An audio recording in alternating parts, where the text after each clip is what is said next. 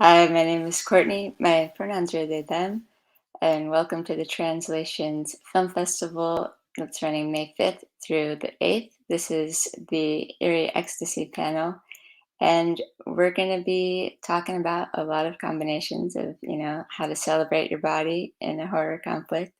And so I would like to introduce our panelists.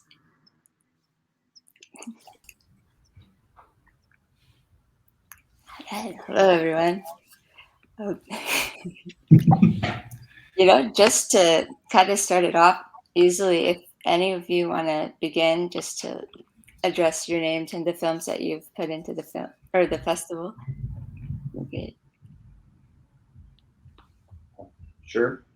Um, my name's Luca Fisher, and my pronouns are she, her, and I'm the producer of JTH 3, which is sort of a music video and art film that Alan Amaya directed, and that features myself, Kyler O'Neill, who's another amazing trans musician, and our collaborator, Celeste X. Thank you. Hey, my name is Henry Hansen. I'm the writer-director of Bros Before, which is a raunchy camp comedy. I'm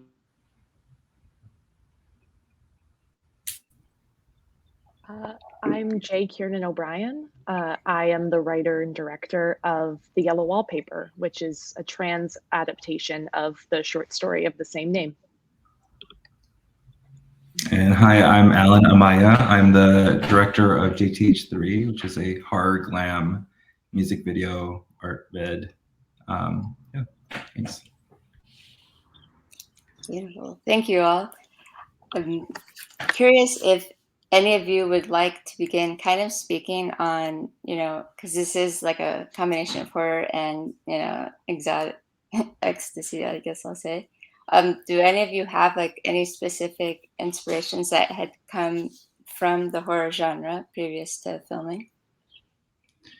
I definitely did. I took a lot of inspiration from The Craft, the 90s version, and also The Love Witch. And it was in conversation with Luca. We were really excited to go that route for our inspiration.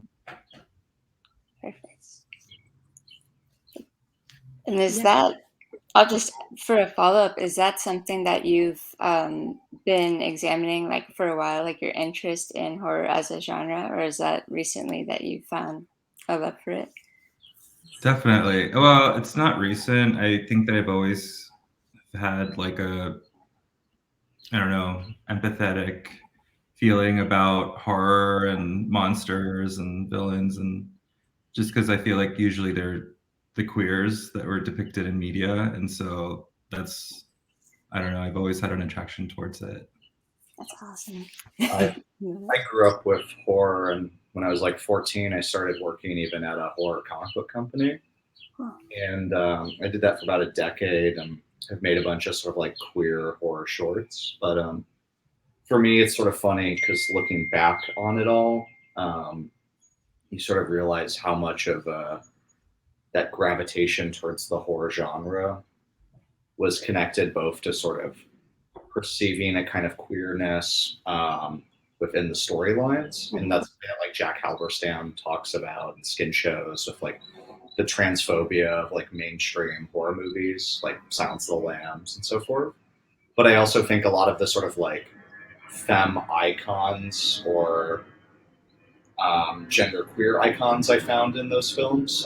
It's not exactly a horror movie, but I always had the biggest crush on Vasquez from Aliens, and also on Sigourney Weaver and the whole franchise of Aliens.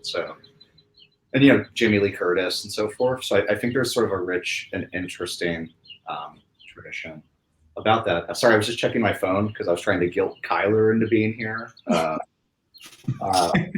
Can't make it, but she also always wanted to like play a villain, and the first video we did together with Alan's partner, Satan's Tears, was very much about this experience of sort of being othered purely by virtue of being trans or In her case, being African American and these other sort of subjectivities that make people sort of dominant, white supremacist, transphobic, etc., phobic society to just really not do the best by people. And so I think having those sort of sympathetic or psychedelic takes is of interest to us.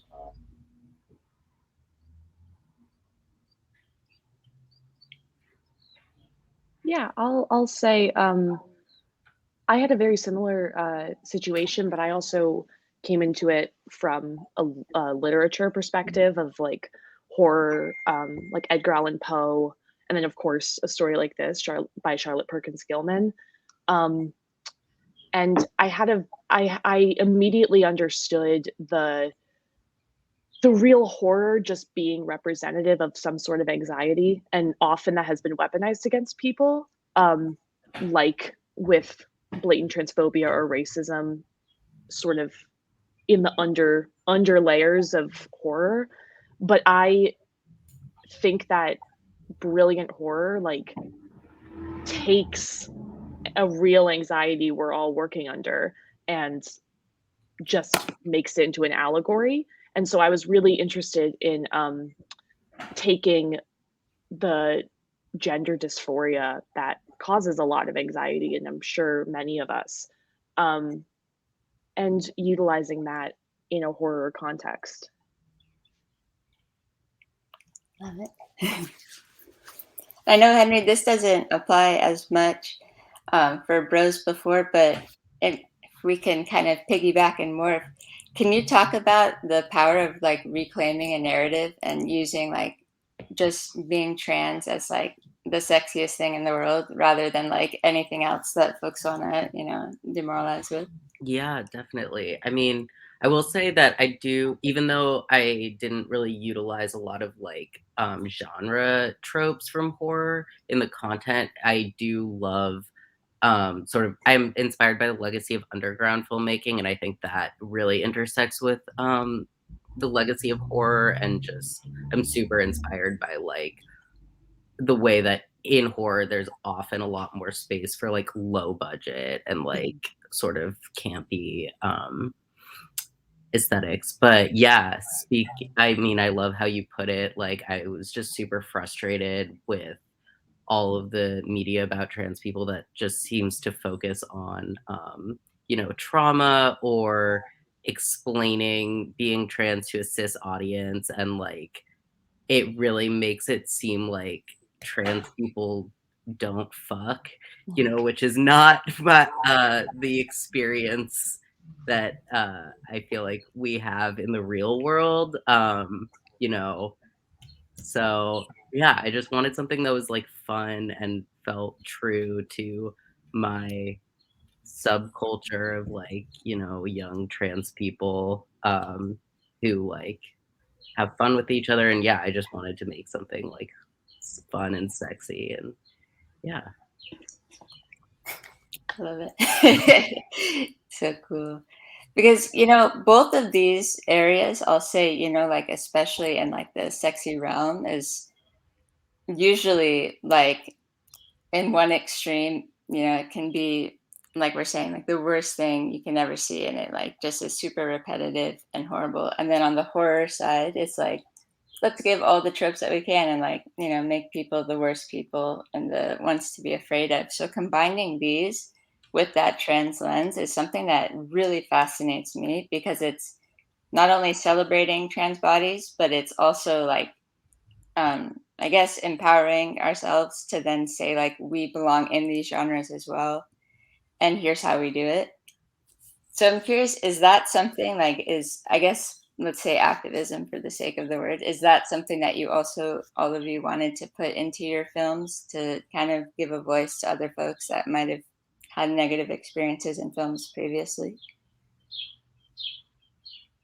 Well, I mean, I'm mostly a producer, and I've been producing like queer and trans films probably like 8 years. I've made something like 20 of them. And our project sort of minimally is linked to Death and Bowling, which was like a majority trans cast and crew film Lyle Cash did. And speaking of Lyle and so many other queer and trans directors, sort of the thing that's like most excited me, and I think the people we work with, and it sounds like other people in this room maybe, is just making movies that feature those people and those identities and don't necessarily erase the darker or weirder sides of those experiences, but aren't really just another film about mom, guess what? I'm insert, hackneyed cliche. And with like the music videos, it's more just like, let's just put like trans people or queer people in beautiful, fantastic situations that do potentially have subtext, and that we can, of course, speak to broader cultural movements or trans experiences, but are ultimately just like, this was a fun fucking video. And I haven't seen trans people be allowed to just have something that's fucking fun and weird, So I think that's more what motivates what I want to do. Than just trying to make the bathroom panic film again, though some of those are lovely. Yeah, I think that's really well said, Luca. And yeah, I specifically did not want to make something that had an overtly political message. I just wanted to make something fun, because there's not a lot of stuff that's like about trans people that's just a fun time. But I do think there's room for something political in the way that the films are distributed. So like even though I'm promoting the film at film festivals with free tickets, or I'm sorry, with like tickets and hoping that people will buy it, I also, if a trans person just wants to see it, I'll give them a free link, especially if they're like can't afford it. And just thinking about like having community screenings that are like geared towards other trans people gathering and seeing it, and like not necessarily just using the film as like something that's like in the film industry, but something that is like for the community. So I think that's where I see the political aspect of this film for me. Yeah, and similarly to what everyone has said, I was not that interested in this being political or making some sort of statement, because in a lot of ways I think that requires an explanation to a cis audience, or requires it being a little bit didactic in order for people to understand. And I think I was much more interested in going into intricacies of like the nuances and intricacies of like dysphoria and of medically transitioning, and like what that looks like, and how that can, and sort of the thought processes behind mentally going through all of that. And I think that instead of using that as a chance to explain to cis people, like, this is what it's like, I wanted it to more so be something for hopefully other trans people, but also kind of just for me, kind of like my own thoughts. And if people relate or get it, sure. But it really, I had to kind of let go of a certain idea of an audience seeing it either trans or cis in some ways. Yeah, I think for me, just maybe the way that we make in itself becomes political. Our crew was all queer people. We really wanted to just celebrate queerness, trans people, trans artists, and put them in the most glam, fantastical type narrative. And in the video, I think one of the biggest messages is just like, uplifting your friends, uplifting people that you love. And I think that in that sense, I guess it becomes political, but it wasn't like in the forefront at all for us. One thing I just want to add really quickly, it applies to our film, but I think it applies to others, is like in our film, the singer Kyler is singing about her lived experience in a way of being rejected and desired for her transness. And that plus our positionalities is a kind of politics, you know, just like making a queer or trans film is political. But what I love about a festival like Translations is they really show a pretty interesting range of movies. And because they have, you know, trans curators, you know, we have people that actually understand how these films can be different or uniquely situated. And I've seen that at some of the like more like, you know, I don't know what the right word would be, what's called blockbuster queer film festivals or whatever. They sometimes just do not fucking get movies, especially for trans people, but sometimes even for queer people. If the universe is queer or trans, the experiences are that, but the movie isn't like a repetition of some kind of cliche that's been charted out for the past 30 years. And I find it very upsetting when these same places then go, oh, but we need more trans films. We need more. And it's like, yeah, there's a ton. You're just programming like not always the best, or at least the most bold or experimental. Mhm. It is interesting too. I was thinking about this concept, you know, once the door into the film industry has been opened, it seems like the queer community, especially, we're like rushing everyone in, like, come on, help me on this project, go, go, go. So is that like a space also that you all are trying to like empower folks and just like to make it as huge as possible to like kind of further the queerness and transness of the industry? Yeah. I mean, I've worked on a lot of films and produced a lot of films where we've had different kinds of initiatives like that. There was a queer film called Only Trumpets, where we only wanted queer or femme people on the production, and we had something like a 98% success rate with that. And again, the origins of sort of my work with Kyler and Alan and Andrew was on Death and Bowling, which was Lyle Cash's film that again had a majority trans cast and crew film in which trans people were playing cis and trans roles. And it was an incredible experience to, when you have an opportunity to have those sort of utopian kind of 70s feminist style experiments of, you know, just what happens when we can, you know, come together as a crew. But I think more than crewing, which I think can sometimes it's its own thing. I just think it's really important to lift other people up, you know, because queer and trans art worlds, feminist, etc. art worlds are so small that, you know, even with success, I just think it makes sense to try to work together and build community. So I think it's an initiative of Alan and I's at least, and I would guess everyone else here. That's been what's so special about just this whole experience. It's just been creating community through making, and you know, I've worked with Luca multiple times now on different films, and every time it feels magic because we're all so comfortable and relate to each other, and you know, we're friends. So like in the end, it's fun to make this video, and it was fun to work together, and it became this, you know, kind of ethereal, you know, space where we were able to create this. So it was pretty magical. And it's fun to do the things that like Henry's talking about, you know, where you do like the backyard parties or, you know, those kinds of events to bring it to different communities.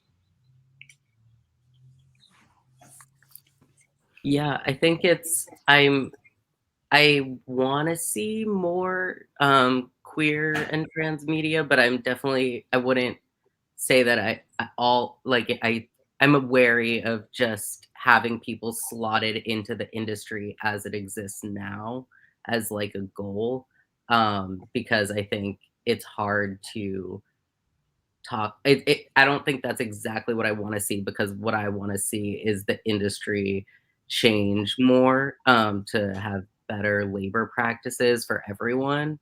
And I think, you know, part of that is um, going to be uplifting marginalized voices, but it can't just be you know, people of marginalized identities going through the exact same messed up system that we have now.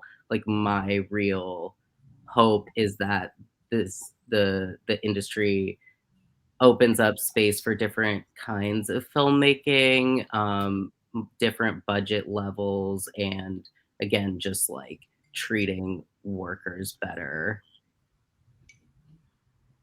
Yeah, I very similarly, I think as much as I of course want representation, I think it's often a bit of a it's kind of a bit of a backwards process to try to put representation first before employment of people.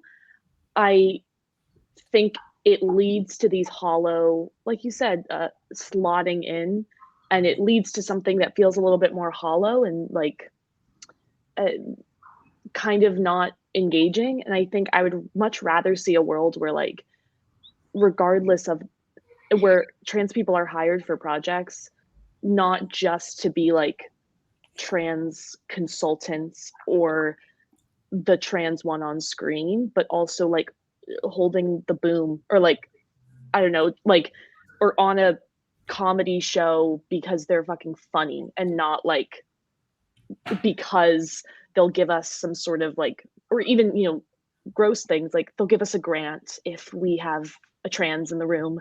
Like, I would much rather see a world where you have trans people doing all the different kinds of jobs in the industry, like the grips, the editors, the directors, and of course the actors, so that I think then representation will like imbue itself onto the screen and it will make its way there. I think I see so many people on this, like, you know, doing what we're doing, that are actually making stuff that's really interesting because they're doing it from the heart. And I think a lot of the time, trans creators, once you reach a certain level of like making stuff for the big dogs, it's kind of expected to tell a certain story over and over again.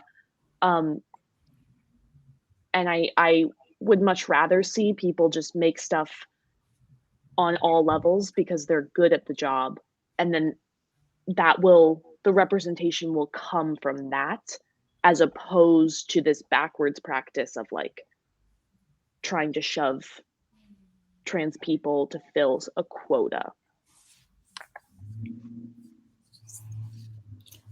And I think that, like, how you're saying that, that's like the next step, right? Is making those spaces within the crew positions and just realizing that it isn't, you know, like, here's one director and then we're good, but like there needs to be slots, you know, there needs to be like open positions like in every aspect of the film industry, whether or not it's, you know, higher up or if it's someone on the crew who's like coming in for their first day to do craft services or something, you know. But it's interesting to kind of also reflect, if I don't know if any of you do this, but like the love that I think has happened within independent film and just like production in general, because it tends to be like a lower budget and stuff. It's really like coming from the heart and it's such a passion project. So I'm curious if any of you have anything to, not necessarily tips, but just like words of wisdom to share that, like, you know, whatever that passion and truth project that you want to share has value and meaning, like for filmmakers who maybe don't believe that they can get there yet. I think one of the most beautiful things I've seen, and something I would just recommend for everyone. I've been producing this web series with my friend Daviel Shai, who's like a lesbian filmmaker, and a real huge focus of her practice has been on building community, like doing backyard screening parties and bringing different groups together and getting people really excited. And I bring her up just because I think that that's a really effective model for independent filmmaking, because I think that too often people, myself included, can get hung up on well, this is going to cost 1,000, 2,000, 3,000, 5,000. And to some extent, it's like, yes, we need to pay people. And yes, we need to have like great labor practices. But also when we're just amongst each other or we're just starting out, it can be really beautiful and enriching, and also culturally, I think, important to just build these communities and show up for people. You know, like a lot of the filmmakers I work with were there for me when I got my breast augmentation. You know, so these aren't just mercenaries; these are our family. And I think that when you start to treat people that way and you work together in community, a lot of things are going to be possible. And the second thing I would say, I'm sorry for taking so much time. Second thing I would say is just um, embrace your like mildest dream and go for it. Because I think sometimes people try to go for their wildest dream and it's like millions of dollars, and then they hit their head against a wall, and they give up, and they're just sad. But I think if you like embrace your mildest dream and you just do what you can do, and it's maybe a little wild, but you can get there, you'll really be excited and surprised by what's possible. I also believe in leaning into your limitations. Like if you don't have that, $300,000 budget, like see what you can make with $100. Like lean into it, because those limitations will make you think so differently and how you can actually make something, and that ends up being special. There's room for all films. There's room for films that have the smallest amount of budget, and that's something that we need to keep hearing these new stories, and that's the important part, I think, is hearing your voice. So keep making. Yeah, and I just want to say, like, I think that it's really important to like acknowledge people the work that they do for your project, because just because it's your passion project, it's not necessarily everyone else's. And so I believe that it's like really necessary to compensate people for their time, but money is not the only way to do that.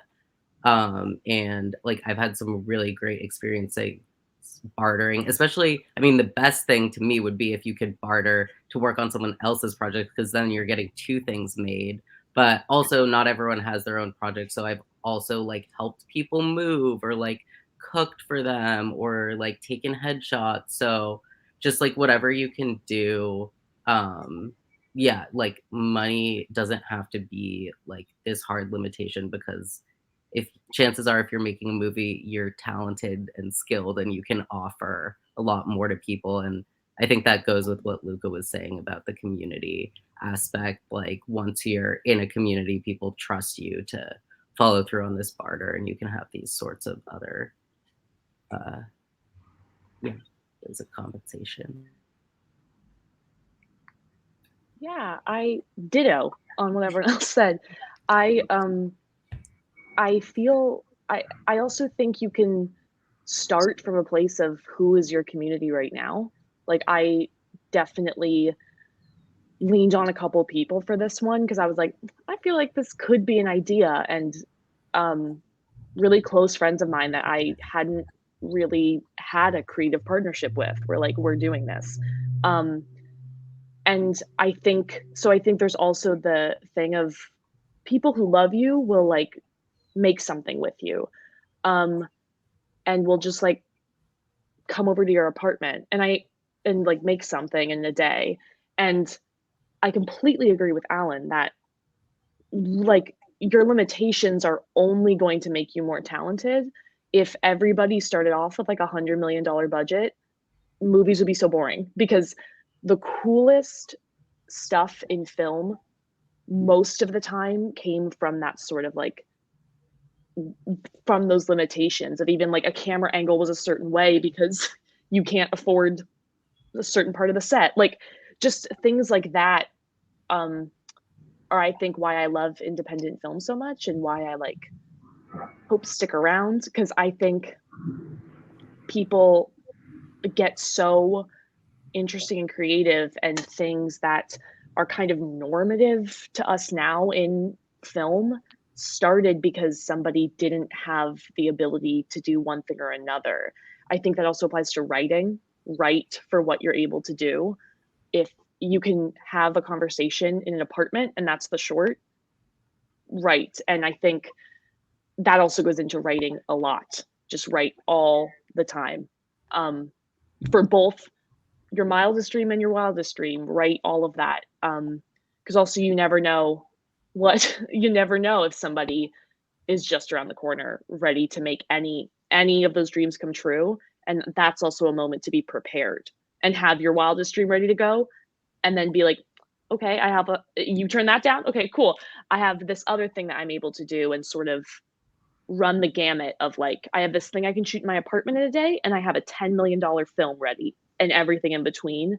And I think part of that is just like getting skilled at being able to work with what you have and train your eye and your brain, which are the two things you don't need a budget to train. So good. I was recently just talking to someone about like how important it is to begin in independent film, because there is that guerrilla aspect of like we need to do everything we can, in the most creative way possible. And so we can lend techniques to folks who like have these massive budgets because they never had to think about it, right? They never had to lie on a skateboard, whatever it is.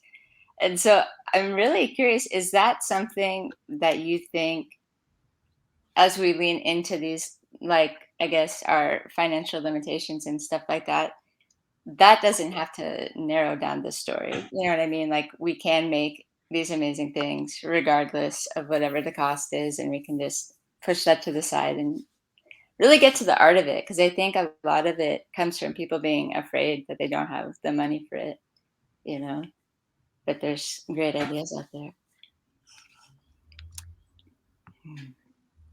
Yeah, I mean, like, you have nothing to lose, just making what you can when you can. Like, if you let that stop you from making what you want to make, you dream this story that you have thought up, you've had it in the back of your mind, just make it, see what comes out. It's so good. Like, genuinely, just hearing that, like, just make it. Like, that's something I think if I was told that, however many years ago, like, I would probably have done it rather than like, yeah, right, all right, it's good, but like, it's not worth it. And so I'll kind of twist things a little bit if I can. And I want to talk about like the idea of writing a story and then like getting to production. Like, did all of you come from the same place of like starting there, or did you start at like a different point? How did you come to production? Well, I think, okay, so Luca and I met with Kyler and our costume designer, Stacy Ellen Rich, and my partner, Andrew Lush. And what I did basically was started off with like a lookbook. And through that lookbook, I created a narrative that could possibly begin to shape. And I think that's just the way that I like to work. Listening to the song multiple times as well. Like, what does it make me, what ideas are ignited from just like listening to it? Oftentimes songs just do that for me. An image comes up and I'll like lean into that image, and then I'll keep creating world building off of that. And yeah, and that's what we did. We just made a lookbook, different short films that we really love, Maya Deren, different artists that we really are into, and the feel and look of different films, and we just discussed that, and that's where it just kept going. The source music, I mean, just sort of the premise for the record is it's just the hits, and I wanted to combine my passion for noise music with my passion for the Indigo Girls and a kind of Vegas version of noise music, and so that kind of also informed sort of how we took it with the video and so forth, and who was brought on to do it,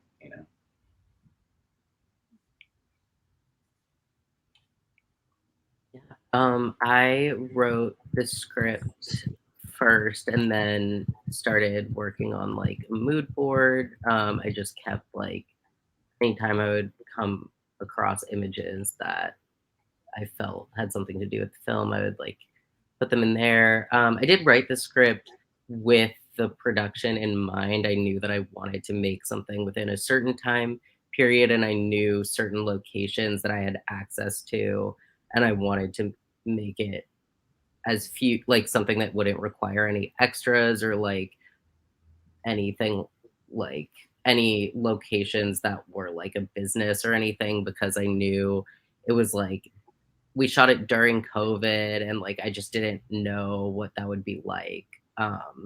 So yeah, and but it was like definitely taking a lot of like points of inspiration and like little small ideas that I had been thinking about for years, and just like finally finding the project to put all of these tendencies that I had into this one script that was like written for some specific set of circumstances.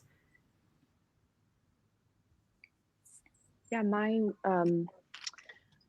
experience was I had an entirely different story that I thought would be a cool short film, and then I kind of realized it was a little bit too much of a story to be a short, let alone a cheap short. So then I shortly after read this story and knew and I knew that there was two people. Well, there are three in the original, whatever. But there are two people and a cabin, and I was like, okay, that's good news. And I read it and instantly saw the transness in the story. And then yeah, I wrote it, and then same thing, did a mood board, did like a dramaturgy packet with all the references and metaphors and stuff to basically explain what was happening, because a lot of it is just visuals. And then Dina, my producing partner, and I like just were scrounging a team together, and we went to a cabin for 3 days and went and did it.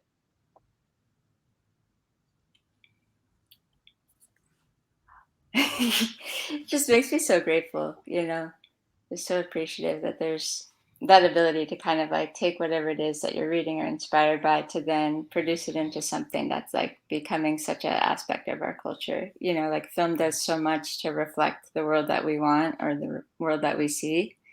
And so I just want all of you to know that that's something that is very, very important to me. So I thank you from the bottom of my heart for being able to contribute to that.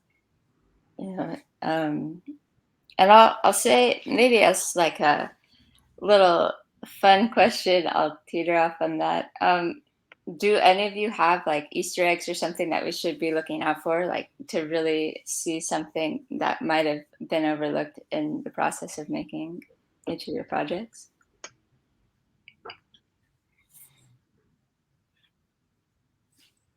Yeah, I can start. I mean, my film has very dense production design. And it's been really awesome that like a lot of people watching it have noticed like a bunch of like tiny things in the background, like putting certain books or like posters.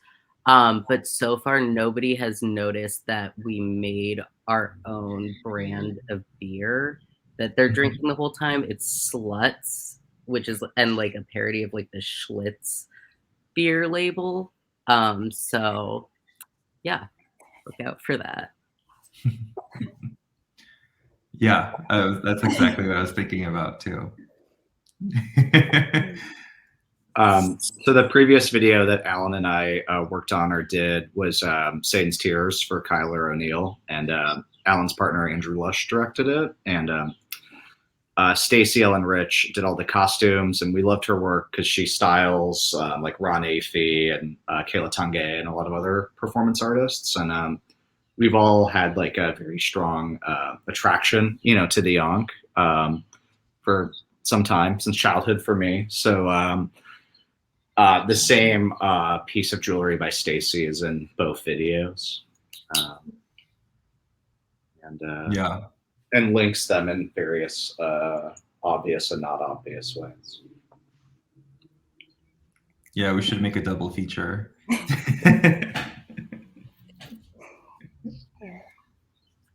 And Yeah, mine's just a lot of biblical references and references, like the bottom of her dress, the white dress that you see, we hand painted to have different kinds of flowers and olives. It's basically just a lot of the Bible is just all throughout it. And again, like literature, there's a bunch of references to like Edgar Allan Poe, as well as the original story.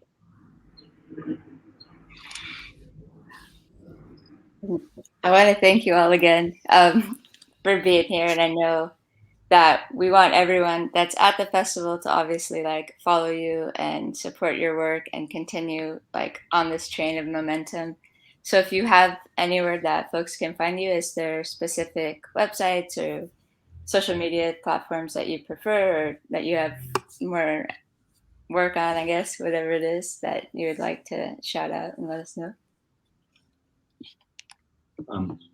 I'd love to invite everyone to follow Kyler's World since she can't be here. That's KYLERZ World. That's on Instagram, and I'm at Luca Fisher. And if you want to follow the web series I'm producing, it's just at the Lovers web series. Yeah. For Bros Before, it's Bros Before Movie on Instagram, and my personal handle on Instagram and Twitter is Degeneracy Now. Yeah, I'm at J Kiernan O'Brien, no punctuation, on Instagram, and my website is jkiernanobrien.com. And I'm at _Alan S. Amaya _ on Instagram. You can find my website, alanamaya.com, to look at some of my design work and some of my video work as well. I'm on Vimeo under Milk and Cookies, MILKNCOOKYS.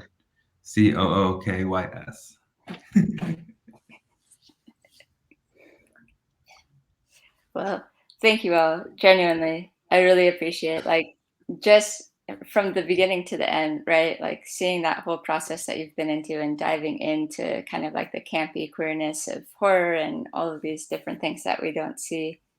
It's very much an honor to be able to share this space with you. So thank you.